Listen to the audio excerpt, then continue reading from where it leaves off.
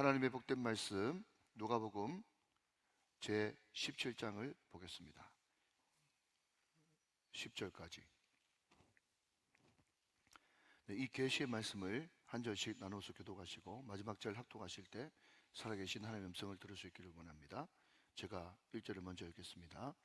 예수께서 제자들에게 이르시되 실족하게 하는 것이 없을 수는 없으나 그렇게 하게 하는 자에게는 화로다. 그가 이 작은 자 중에 하나를 실족하게 할진대 차라리 연자맷돌이 그 목에 매여 바다에 던져지는 것이 나으리라. 너는 스스로 조심하라. 만일 내 형제가 죄를 범하거든 경고하고 회개하거든 용서하라. 만일 하루에 7번이라도 내게 죄를 짓고 7번 내게 돌아와 내게 회개하노라 하거늘 너는 용서하라 하시더라. 사도들이 주께 여짜오되 우리에게 믿음을 더하소서 하니 주께서 이르시되 너희에게 겨자씨 하나일 만한 믿음이 있었더라면 이 뽕나무더러 뿌리가 뽑혀 바다에 심기어라 하였을 것이요 그것이 너희에게 순종하였으리라.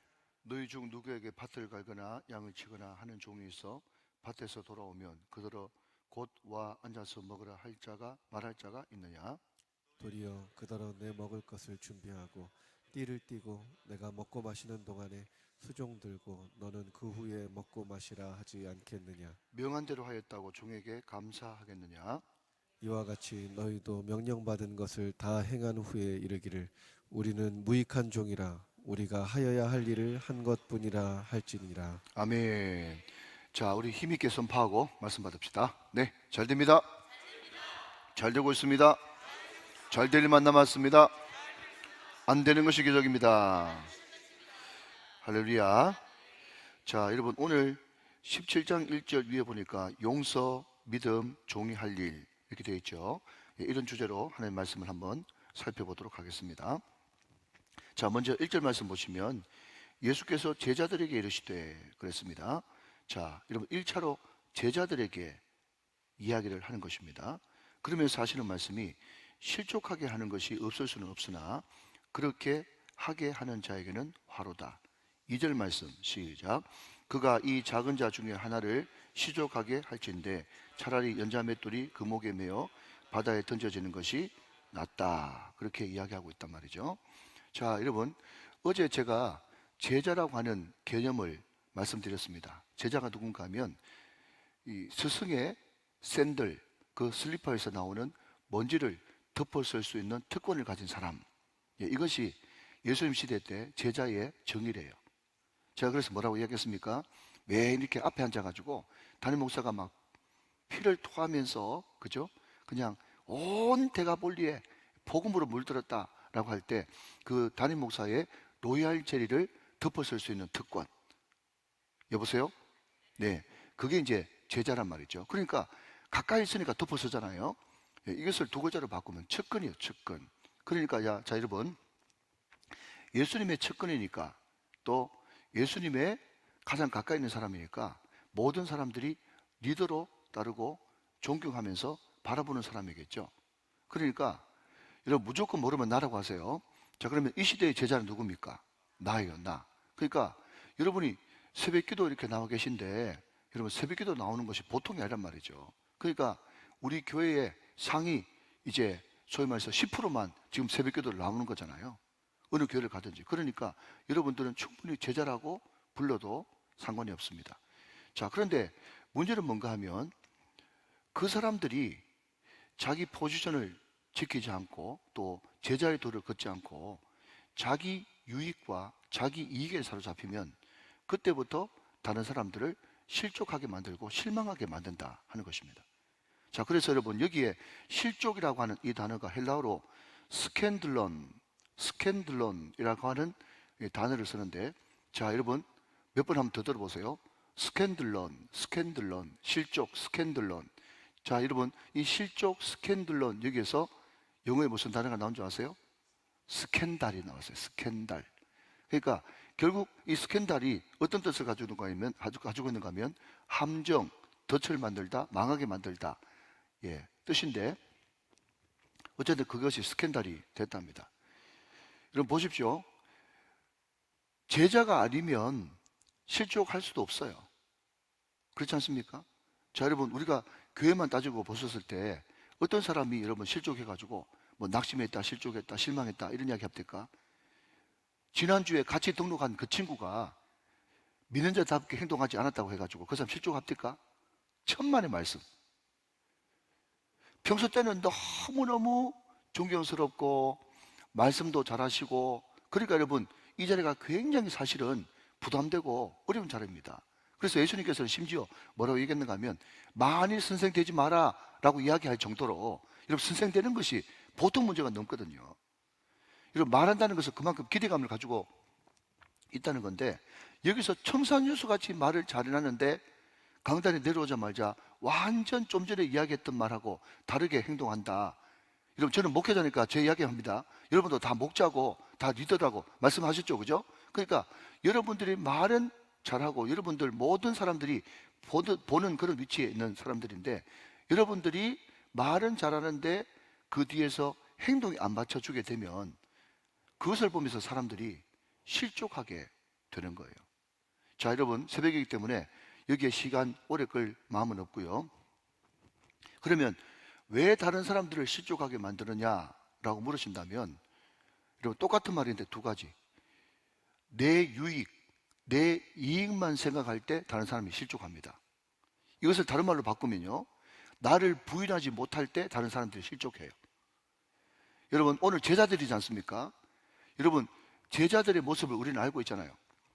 여러분 성경 말씀 특별히 마태, 마가, 누가복음 읽으면서 제자들이 어떤 모습이 제일 실망스럽습니까? 저는 크게 두 가지가 생각나더라고요. 하나는 어린아이들이 예수님 하면서 그렇게 천진난만하게 예수님한테 왔는데 애들은 가라, 애들은 가라, 애들은 가라. 천하보다 한 영혼 더 귀하다 그랬는데 제자들이 애들은 가라 그러면서 예수님께 못 나오도록 다 그냥 떨쳐버렸지 않습니까? 그러니까 예수님이 너무 기가 차가지고 어떻게 행동하셨어요? 그 중에 애 한 명을 샘플로 불러들여가지고 이 어린아이와 같지 않으면 결단코 천국에 들어가지 못한다 하면서 나는 이 어린아이를 너무너무 사랑한다고, 다음 세대를 사랑한다고 예수님이 직접 말씀하셨죠. 그러니까 이것이 여러분 본이 되는 모습이 아니잖아요. 그리고 예수님을 생각한다고 했는데 그 당시는 여러분 어린아이들이 완전 존재 가치도 없는 그런 거니까 세상 가치관하고 똑같이 행동하는 제자들의 모습, 이게 여러분 실족하고 실망스러운 모습 아니겠습니까? 자, 또 하나, 여러분 어떤 모습이 실망스러워요? 지금 예수님은 십자가를 향해서 한 걸음 한 걸음 계속 예루살렘을 향해서 가고 있는데, 십자가 지기 얼마 전에 제자들이 대판 싸웠죠. 뭐 때문에 그렇습니까? 나는 영의정 하고 싶어, 나는 좌의정 하고 싶어, 나는 우의정 하고 싶어, 나는 장관이라도 해야 돼 하면서 누가 크냐라고 하는 그 논쟁에 사로잡혔지 않습니까? 결국 여러분 누가 크냐라고 하는 거기에 중심에 누가 있어요? 자기죠, 자기. 거기는 예수님 어디라도 그림자도 없습니다. 자기에 집중되어 있으니까 그때부터 사람들이 그 모습을 보면서 아이고 제자들도 별거 없군, 바깥으로 볼 때는 거룩하고 사도라 그러고 예수님의 제자라고 하면서 따라다니는데 뒤에서 하는 짓이라고는 누가 더 크고 누가 더 높은 자리 차지하려고 저렇게 혈안이 되어 있으니 저게 제자의 모습이란 말인가, 저게 제자도란 말인가, 그러면서 실족하게 되잖아요. 자, 여러분 길게 기억할 것 없이 딱 기억하십시오. 왜 사람들이 나를 통해서 실족할까? 자, 여러분 여기 나오는 연자맷돌은요, 성지순례 가보면 그게 그 당시 진짜 쓰던 연자맷돌인지 몰라도 아무튼 제가 성지순례 갔을 때 가이드가 보여준 연자맷돌은요 사람의 힘으로는 못 굴립니다. 얼마나 크기가 큰지 제 키보다 더 커요, 돌이. 그러니까 그 연자맷돌을 누가 돌릴 수 있는가 하면 여러분 소 정도 돼야 돌릴 수 있는 그 정도 크기의 큰 연자맷돌입니다. 근데 어떤 사람은 또 이게 누구 목에 매는지 또 몰라가지고 헷갈리는 사람이 있어요. 자, 여러분 오늘 2절 말씀을 그대로 이야기하자면, 보실 필요는 없고요, 이 연자맷돌을 그 사람, 실족한 그 사람 목에 매는 게 아니라 실족시키는 내가 그 연자맷돌을 메고, 안 헷갈린 분도 계셨지만 헷갈린 분도 계시다면 정확하게 하십시오. 연자맷돌을 그 사람한테 매가지고 실족시켜가지고 못에 빠져 죽이는 것이 아니라 실족시키는 내 목에 메고 내가 못에 빠져가지고, 자 여러분 내 키보다 더 무거운 소가 끌 수 있는 그 연자맷돌 목에 메고 연못에 빠져버리면 어떻게 되는 겁니까? 다시는 올라오지 마라. 그냥 우리는 하나님 앞에 아웃되는 거예요.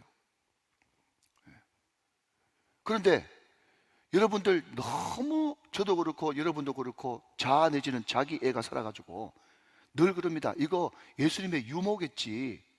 그렇게 해석하는 사람이 실제로 있더라고요. 그런데 우리 주님께서 제자들에게 분명히 이야기하신 하나님의 말씀입니다. 그러니까 여러분들이 절대로 다른 사람을 실족시키는 일은 하지 않겠다고 주님 앞에 결단하고 나가는 것이 너무 중요한데, 자, 다시 원전으로 돌아오면, 그러면 어떨 때 내 모습을 보면서 사람들이 실족하냐? 시작. 내 유익, 내 이익, 내 자아가 부인되지 않을 때 사람들은 그런 모습을 보면서 실족한다는 거예요. 다시 한번요. 아무든지 나를 따라오려거든, 시작, 자기를 부인하고 자기에게 지신 십자가를 지고 나를 쫓을 것이니라. 자기 부인, 이것이 있지 않으면 사람들이 나를 통해서 많이 걸려 넘어집니다. 어떤 봉사가 이런 이야기를 하더라고요. 자, 자기 십자가를 분명히 지라 그랬어요, 끌라 그랬어요? 지라 그랬죠. 그런데 많은 사람들이 십자가를, 여러분, 그냥 기쁜 마음으로 훌쩍 앉아버리고 그 십자가가 무겁다고 해가지고 여러분 끌고 다니고 중간에 놓고 다니고, 그러니까 질질 끌고 다니는 그 십자가에 여러분 이 사람도 치이고 저 사람도 치이고 이 집사도 치이고 저 집사도 치이고 막 치여서 막 넘어지는 거예요. 사랑 여러분, 너끈하게 지시길 바랍니다. 십자가를 져야 될지 끌면 안 되는 거예요. 자, 여러분 한번 따라 합시다. 자, 이제 10월달 되고 11월달 되고 이제 새로운 일꾼도 임명해야 되고 하는데, 예, 그런 마음으로 한번 따라 하시기 바랍니다. 항상 설교도 또렷또렷하게 해야 되고 찬송도 발음을 정확하게 해야 되고 따라하는 것도 정확하게 따라해야 이게 새겨지는 거예요. 훅화 새겨지는 겁니다. 자, 한 번 더 따라 합시다. 십자가를 질질 끌지 말고 너끈하게 지자. 시작. 질질 끌지 말고 너끈하게 지자. 예, 너끈하게 쥐어야 되는 거예요. 자, 오늘 여러분 두 번째 보니까 어떤 내용이 나오는가 하면 종의 이야기가 등장하고 있습니다. 여러분, 그 종에 대해서 이야기하면서 우리 주님께서 뭐라고 이야기를 하고 있는가 하면, 종이 잘했다고 칭찬 듣기를 원하느냐? 또 바깥에서 수고했다고 자기가 먼저 배고프다고 먹고 주인은 나중에 차려주겠느냐? 종이 그런 부분은 없다는 거죠. 아무리 종이 열심히 일했다고 할지라도 당연히 했던 것을 하는 것을 했을 뿐이고, 또 종이 아무리 바깥에서 땀을 흘리고 왔더라도 주인의 상을 먼저 차려주고 자기가 나중에 먹는 것이 마땅하다라고 이야기를 하면서 이렇게 이야기하고 있습니다. 자, 여러분 10절 말씀 같이 한번 읽어보겠습니다. 10절 말씀 시작. 이와 같이 너희도 명령받은 것을 다 행한 후에 이르기를 우리는 무익한 종이라 우리가 하여야 한 일을 한 것뿐이라 할지니라 그랬습니다. 자, 여러분, 그러면 이 종이 이런 엄청난 고백, 참 엄청난 고백인데, 무익한 종의 고백인데, 이런 고백을 하기 위해서는요 어떤 것이 필요한가 하면, 나는 주인과 완전히 속해 있고 하나다 라고 하는 그 끈끈한 묶임, 이것이 없으면 우리는 제자의 길을 걸어갈 수가 없는 것입니다. 여러분, 우리가 부인하는 것은 맞아요. 자기를 부인해야 됩니다. 이것을 굳이 따지자면요, 나를 비우는 거예요. 그렇지 않습니까? 그런데 우리 기독교는 결단코 비우는 종교가 아닙니다. 비움과 동시에 채우는 종교예요. 여러분, 제가 또 기도하면서 여러 번 말씀드렸지만은, 우리가 여러분 회개하고 그대로 놔두면 더 악한 것들이 들어와가지고 우리를 더 괴롭힌다니까요. 그러니까 우리가 철저하게 회개하고 비웠으면, 부인했으면 그 뒤에 주님과 더 깊이 묶이는 것이 중요한 것입니다. 여러분, 어제 제가 더러운 귀신 그라사 광인 이야기를 하면서 더러운의 성경적인 정의를 말씀드렸습니다. 여러분, 더럽다는 말이 뭐라고요? 하나님을 너무너무 잘 알아요. 머리로는요.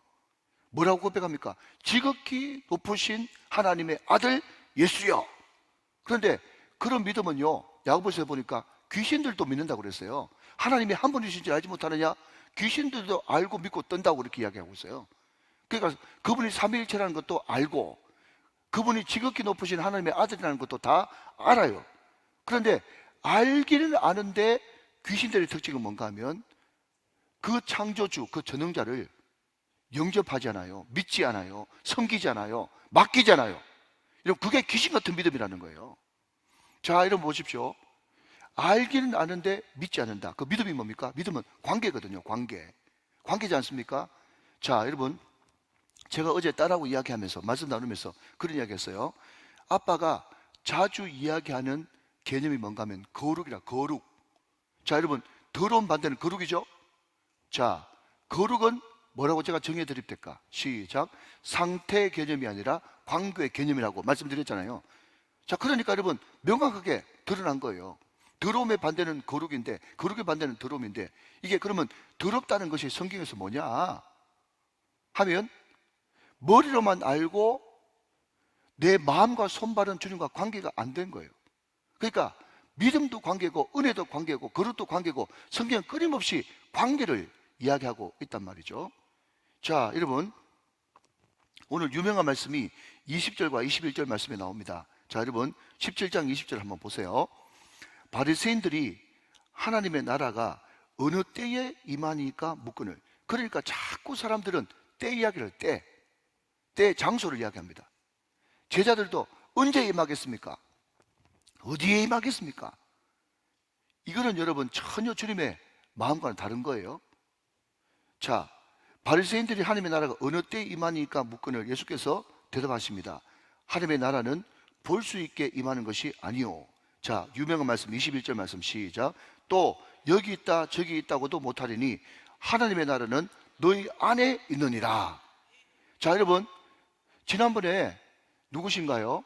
그 하나님 나라 부흥회 하러 오셔가지고 말이죠, 그분이 그렇게 이야기했습니다. 이분이 제 기억으로는 이 앞으로 뛰쳐나가가지고 우리는 하나님의 나라는 이곳에 있다 저곳에 있다 말하는 것이 아니라 너희 안에 있다라고 할 때 너희 안이 그죠? 마치 우리 안이라고 within 이라는 개념으로 생각을 한다는 거예요. 그런데 여기 있다 저기 있다 하는 것이 아니라 너희 안에 있느니라 라고 하는 것은요, 자, 지금 제자들이 12명 쭉 둘러 앉아가지고 같이 하나님의 나라에 대해서 이야기하고 있죠. 그 중심에 누가 계십니까? 예수님이 계신단 말이에요. 그러니까 within이라고 하는 개념이 아니라 among이라고 번역하는 것이 더 맞단 말이죠. 우리 가운데 지금 예수님이 계시는 거예요. 우리 가운데. 무슨 말인가 하면요, 예수님과 관계하는 것이 하나님의 나라라는 거예요. 예수님과 딱 붙어가지고 묶여있는 것이 하나님의 나라라는 것입니다. 하나님 나라가 어디 임하는가 라고 하면요, 여기에 저기에 어느 때에 때와 장소가 아니고 지금 우리 가운데 주님께서 계시는데 그 주님을 우리가 마음속 가장 소중한 곳에 영접하고 받아들이고 여러분 의지하고 아멘 할 때까지 섬기고 맡기면서 그분과 끈끈한 관계 딱 달라붙어 있는, 여러분 묶여 있는 거기에 뭐가 임한다는 거예요? 하나님의 나라가 임한다는 것입니다. 사랑하는 여러분, 그러면 하나님과 예수님과 묶인다는 게 뭐냐라고 물으신다면 여러분 쉽죠? 왜 쉽습니까? 예수님은 말씀이에요. 태초에 말씀이 계시는데 이 말씀이 하나님과 함께 계셨으니 이 말씀이 곧 하나님이다. 여러분, 예수님은 로고스 말씀인 줄로 믿습니까? 그러니까 예수님과 묶인다는 것이 뭐냐라고 물으신다면 말씀과 묶이는 거예요. 말씀과 묶이는 거라고. 여러분, 제가 짧은 간증을 하면요, 제가 원래 어제 설교 말씀이요 요수아 14장 말씀을 준비했거든요. 그런데 말씀을 쭉 이렇게 묵상하는데 누가복음 8장 보면서 그라사 광인 이야기가 그게 또 등장하더라고. 마가복음에도 읽었는데 누가복음에도 있어요. 그러면서 주께서 너에게 어떻게 행하시는지를 네가 집으로 돌아가서 가족들에게 알리라. 그 말씀이 너무 마음속에 감동으로 다가오는 거예요. 그래서 저는 자주 설교를 해본 사람이니까 직감적으로 알죠. 하나님께서 본문 바꾸기를 원하시는구나. 그래가지고 그 전에 여러분 요수아 14장 설교 준비를 거의 다 마쳐놨는데 토요일날 새로 했다니까요. 새로 여러분 설교 준비를 한 거예요. 여러분, 그게 뭡니까? 만약에 하나님과 깊은 교제 가운데 있고 이렇게 여러분 특별 기도를 통해서 은혜를 받고 또 예민하게 하나님과 묶여있지 않으면 그냥 여러분 토요일날 설교 준비를 새로 하는 것이 만만치 않은 일입니다. 그러나 그럼에도 불구하고 주님께서 이거를 원한다는 것을 여러분 영적으로 알아채니까 그 말씀에 묶이는 거죠. 여러분, 이게 바로 여러분 성령 충만이고 이게 바로 여러분 제자의 도라는 것입니다. 여러분, 예수님과 묶인다는 게 뭐냐? 예수님은 영이시죠. 예수의 영 성령이지 않습니까? 그러니까 예수님께 묶인다는 것은 말씀에 묶이는 것이고 성령에 묶이는 것입니다. 그게 바로 예수님과 딱 묶여서 살아가는 것이다 하는 거죠. 여러분, 이 좋은 샘플이 구약이 하나 신약이 하나 있습니다. 자, 여러분, 창세기 22장으로 가면 거기에 아시다시피 이삭이 모리아산에서 바쳐지는 사건이 일어나지 않습니까? 그때 학자들이 이야기하기를 이삭은 10대 후반입니다. 구체적으로 어떤 사람은 17이라고 이야기하는 사람이 있어요. 다 근거가 있어서 그런 이야기 하겠죠. 자, 여러분 다 압니다. 모른 척 하지 말고 대답하십시오. 자, 그러면 이삭이 17살이면 아브라함이 몇 살입니까? 여보세요? 처음 들으세요? 이삭이 17살이면 아브라함 몇 살이에요? 117세. 100살이 난 아들이라는 거 다 알고 계시잖아요. 그러니까 응용하셔야 돼요. 응용을 하셔야 돼요. 아는 걸 응용하셔야 된다고요. 117세예요. 자, 그러면 여러분 뭐 한국이든 뭐 이스라엘이든 여러분 서양이든 17세 힘하고 117세 힘하고 누가 드세요? 센스 있는 사람은 벌써 그냥 목사님이 말을 뭐로 지금 몰고 간 줄 아니까 17세라고 이야기할 텐데 또 117세를 이야기하는 사람은 많이 돌봐줘야 돼요. 예, 17세가 훨씬 힘이 셉니다. 근데 올라가요. 아버지, 나무를 읽고 불을 읽는데 번제를 드릴 양은 어디 있어요? 하나님께서 준비하셨을 것이다. 올라가서 막상 어디 있어요? 그랬더니 그 번제할 양이 누구라고 그래요? 너다! 그러잖아요. 근데 여러분 믿음이 없으면 예수님과 안 묶여 있으면 사람 살려! 하면서 이삭이 막 뛰쳐내려 17살이가 막 뛰쳐내려 버리면 영감쟁이가 어떻게 잡을 수 있겠어요? 못 잡지. 잡을 리가 없지. 아버지가 그냥 밀쳐내버리면 잡을 수가 없어. 그러니까 여러분 정확하게 이야기하자면 아브라함이 이삭을 결박한 것이 아니고 이삭이 스스로 결박되어 준 거예요. 여러분 이게 바로 묶이는 거예요. 여러분 이것을 두고 여러분 성경에는 자원한다고 이야기하는 거예요. 스스로 자원해서 주님 앞에 묶이는 것. 이게 여러분 제자라고 하는 거예요. 여러분 또 하나는요, 사도행전 16장에 보면 사도 바울이 전도여행을 가가지고 아시아에서 복음 잘 전했습니다. 그런데 자꾸 아시아 쪽으로 더 가고 싶은 그 사도 바울을 자꾸 막는 거예요. 그래서 무슨 이런 일이 다 있나 싶어가지고 사도 바울이 기도했더니 드디어 하나님께서 기도하는 중에 마게도냐 환상을 보여주셨죠. 자, 여러분 사도행전 16장 10절 말씀을 같이 보겠습니다.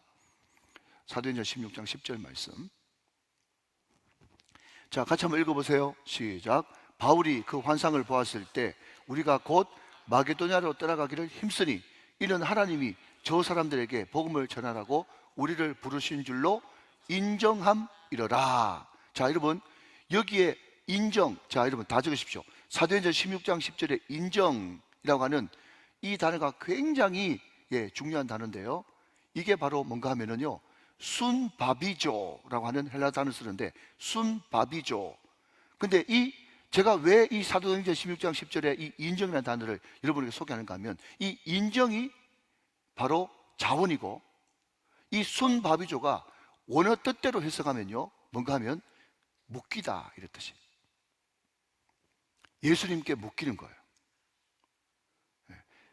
자기의 뜻은 아시아 쪽으로 가서 더 복음 전하고 싶은데 지금 전도가 잘 안 되고 있는 게 아니라니까요. 가는 곳마다 막 역사가 나타나요. 나 그럼에도 불구하고 내 뜻보다는 주님께서는 유럽 쪽 마게도냐 쪽으로 가는 것이 하나님의 뜻이고 그 환상을 통해서 그리로 가라고 말씀하셨기 때문에 내 뜻은 접고 하나님의 뜻에 묶여서 스스로 결박돼 가지고 주님 원하시는 쪽으로 가는, 이게 바로 뭐냐 하면 제자라는 거예요. 누가 제자입니까? 자기를 부인하는 것이 제자예요. 누가 제자입니까? 하나님의 뜻에 묶여서 결박당하는 것이 제자인 것입니다. 이것을 여러분 제자들에게 지금 예수님께서 십자가 지시기 전에 이제 집중적으로 예수님의 제자 훈련을 해가지고 단단하게 만들어 놓고 십자가를 지시려고 하는 주님의 의도가 거기 있는 겁니다. 자, 여러분 이제 말씀을 정리해 보겠습니다. 여러분 우리가 잘 아는 이런 말씀이 나오죠. 자, 쭉 넘어가서 34절 35절 보십시오. 이것이 굉장히 사람들이 자꾸 헷갈리는데요. 자, 같이 한번 읽어봅시다. 17장 34절 35절 시작. 내가 너에게 이르노니 그 밤에 둘이 한 자리에 누워 있음에 하나는 데려감을 얻고 하나는 버려둠을 당할 것이요 두 여자가 함께 맷돌을 갈고 있음에 하나는 데려감을 얻고 하나는 버려둠을 당할 것이니라 그랬습니다. 여러분, 저는 이 말씀을 읽을 때 굉장히 두려웠어요. 내가 휴거 못 되면 어떡하지? 내가 들림 못 받으면 어떡하지? 여러분도 그런 생각 해보셨죠? 그죠? 자, 근데 여러분, 이런 이야기입니다. 제가 원래 이것이 잘 안 풀리면 비유가 있어야 되거든요. 자, 여러분, 저도 목사입니다. 여기에 B 목사도 있고 C 목사도 있고 D 목사도 있어요. 직분은 똑같아요. 다 같은 목사예요. 그런데 여러분, 주님께서 마지막 날 그냥 데려감을 당하고 버림을 당하고 그 사건이 일어날 때 여러분, 목사라고 다 데려감을 당하겠습니까? 그 이야기예요. 여러분, 똑같이 일하고 있는데 똑같이 맷돌 갖고 있는데 어떤 사람은 데려감을 당하고 어떤 사람은 버려둠을 당해요. 자, 그러면 여러분, 어떤 사람이, 이때까지 제가 다 정답을 말씀드렸습니다. 어떤 사람이 데려감을 당하고 어떤 사람이 버려둠을 당할까요? 다 똑같은 목사, 다 똑같은 장로, 다 똑같은 직분자, 다 똑같은 성도라도 어떤 사람을 데려감을 당하고 어떤 사람은 버려둠을 당합니다. 제가 다 정답을 말씀드렸다고 말씀드렸습니다. 뭡니까? 똑같은 목사라도 자기 부인하는 목사 있겠죠. 자기를 철저하게 부인하는 사람 있겠죠. 철저하게 종의 자세로 이 모든 것들을 했다 하더라도 내가 한 것이 아니고 다 주님의 은혜로 한 것이고 나는 무익한 종이라고 이야기하면서 여러분, 그렇게 많이 수고했는데도 항상 주님을 먼저 생각하는 그런 사람이 있지 않겠습니까? 항상 주님과 끈끈한 관계가 돼 있어가지고 말씀의 성령에 완전 묶여있는 그런 목사도 있는 반면에 그렇지 않은 목사도 있죠. 여러분, 이걸 부인하시겠습니까? 아닙니다. 여러분, 직분은 이 땅에서 그냥 주님 잘 섬기라고 그냥 효율적으로 섬기라고 이 땅에 있는 하나의 여러분 임시직일 뿐이지 하늘나라에 여러분 목사가 있습니까? 하늘나라에 장로가 있습니까? 없어요. 다 모든 사람이 다 성도예요. 그때는 계급장 떼고 주님 앞에 백보자 심판대 앞에 서야 된다니까요. 다 똑같은 여러분 직분은 장로지만 다 같은 장로가 아니잖아요. 어떤 사람은 여러분 자기를 철저하게 부인하는 장로가 있고 어떤 사람은 자아가 살아가지고 교회를 자기 마음대로 좌지우지하려고 하는 사람도 있지 않습니까? 목사도 마찬가지고요. 여러분, 유력한 돈 많은 사람도 그런 사람 있지 않습니까?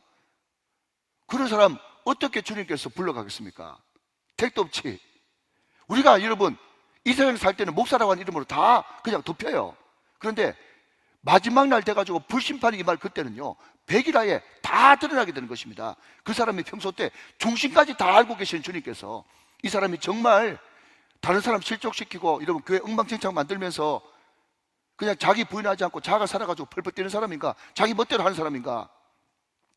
아니면 억울해도 답답해도 입고 다물고 기도하면서 끝까지 자기를 부인하면서 산 사람인가? 그게 다 드러난다고. 그리고 부인만 하면 되는 것이 아니라 바깥으로 말은 잘하는데 예수님과 전혀 관계가 없어. 말은 너무너무 잘하는데 믿질 않아. 영접하지도 않아. 섬기지도 않아. 맡기지도 않아. 그런 사람도 있을 수 있잖아요. 얼마든지. 그런 사람은요, 마지막 때 똑같은 목사라도 버림을 당한다니까요. 여러분, 이것을 우리가 어렵게 생각하면 안 됩니다. 뭐 여기다가 뭐 양념을 쳐가지고 말이죠. 뭐 휴거라 그러고 뭐 오만 이야기 다 해도 성경 순수해요.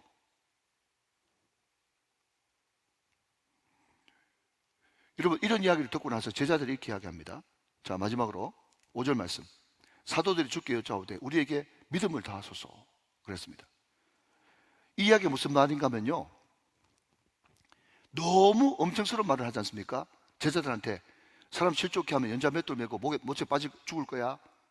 너 용서해야 되는데 7번씩 용서해. 마태복음 보니까 7번씩 7번씩 용서해.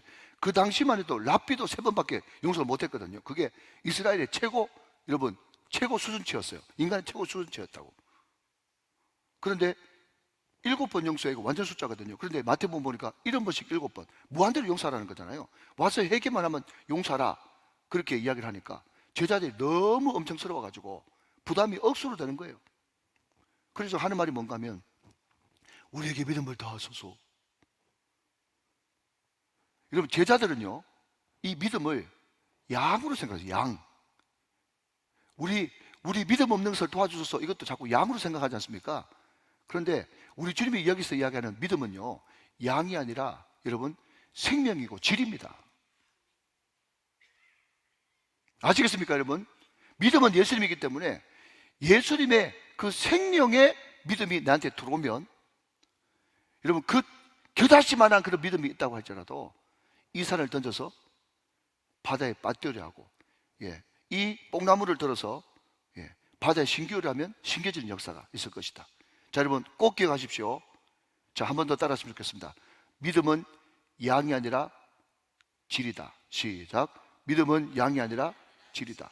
이것을 다른 말로 바꾸면요, 믿음은요, 그냥 얼마나 크냐, 크게 문제가 아니라 그 믿음이 참이냐, 예수님께로부터 온 참이냐, 이것이 키포인트라는 거예요.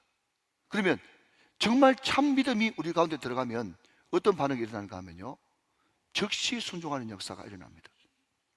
즉시 순종하는 역사가 일어나요. 이야기만 하고 마치겠습니다. 여러분, 일제시대 때 일본 순사가 여러 목사님들, 교계에 유명한 목사님들 찾아와가지고 신사참배하라고 회유했답니다. 회유. 이 실제로 있었던 이야기입니다. 여러분, 교회사에 기록된 이야기예요. 회유를 했는데 그분이 어떻게 하든지 여러분 또 밀어내고 또 밀어내고 또 밀어내고 해가지고 신사참배 안 하고 그 회유에 넘어가지 않았어요. 근데 중요한 것은요, 그 목사님이 그렇게 자주 찾아오는 일본 순사를 보면서 자기가 통회하면서 회개해서 여러분 이길 수 있었다고 하지 않습니까? 왜 이 사람이 회개했는가? 신사참배 안 했는데 물어보니까 냄새가 나니까 찾아오지. 그것 때문에 회개했다는 거예요. 냄새가 나니까 찾아오는 거예요. 여러분, 만약에 주기철 목사님이나 손정한 목사님이나 이 사람은 찾아가봤자 절대로 회유되지 않을 골수분자다, 그러면 일본 순사가 찾아왔겠습니까? 여러분, 상상을 어떻게 할지 모르겠지만 그 역사에 보니까 골수분자한테는 안 찾아갔대.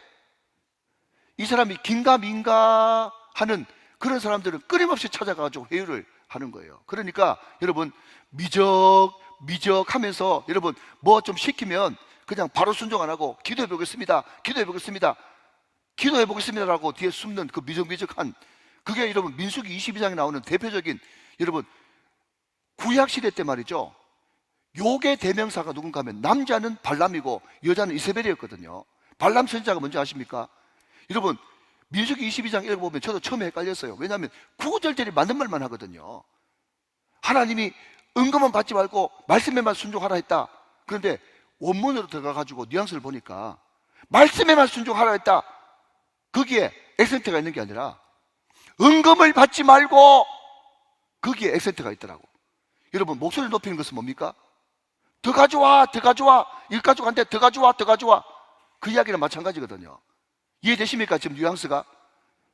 여러분, 발람 선지자가 왜 가는 곳마다 욕의 대명사로 하는가 하면요, 하나님이 하지 말라 그랬으면 안 돼, 차라리 날 죽여, 그랬으면 끝날 것 아닙니까? 그런데 여러분, 행실을 보니까 발락이 이거 좀 더 주면 되겠거든. 그래서 여러분 중간에 미적하니까 여러분 거기에 홀라당 넘어가가지고 결국 저주받지 않습니까? 제가 여러분 말씀 준비하면서 회개 많이 했습니다. 완전 주님 앞에 골수분자가 되면 사탄마귀가 찾아오지도 않는다니까요. 근데 항상 어중간한 포지션을 가지고 있으니까 날마다 유혹을 받는 거예요. 회유당하고. 원래 여러분 주마가편이라고 열심히 하는 분들이 더 날카로운 말씀을 듣습니다. 그런데 마지막 때 그거 아십니까? 있는 자는 더 받겠고, 할렐루야, 있는 자는 더 받겠고 없는 자는 있는 것까지 빼앗기리라. 오늘 이 강단에서 여러분 제가 한 말이 아니고 하나님께서 이런 말씀을 우리 교회 강단에서 들려준다는 자체가 너무너무 감사한 거예요. 저도 회개하고 여러분도 회개합시다. 자기를 부인합시다. 주님 앞에 묶입시다. 적극 순종합시다. 이것이 제자도입니다.